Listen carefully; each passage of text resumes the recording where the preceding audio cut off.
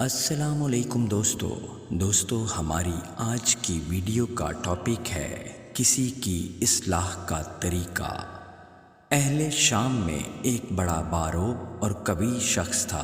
وہ امیر المومنین حضرت عمر رضی اللہ عنہ کی خدمت میں آیا کرتا تھا۔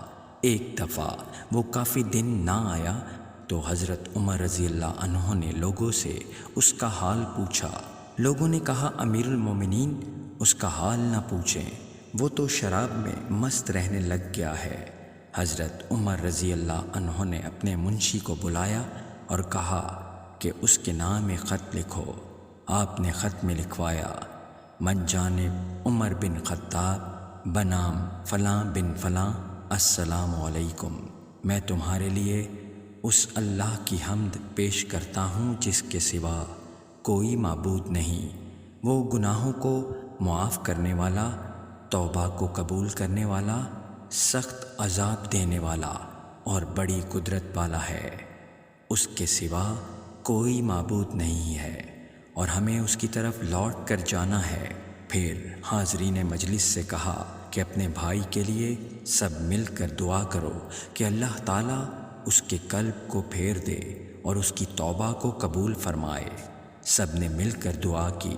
حضرت عمر رضی اللہ عنہ نے وہ خط قاصد کو دیا اور کہا یہ خط اسے اس وقت دینا جب وہ نشے میں نہ ہو اور اس کے سوا کسی کو نہ دینا۔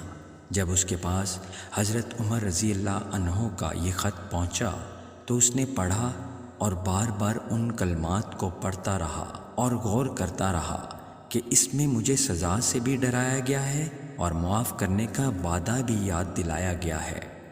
وہ خط پڑھ کر رونے لگا اور شراب نوشی سے توبہ کر لی اور ایسی توبہ کی کہ پھر کبھی شراب کے پاس نہ گیا۔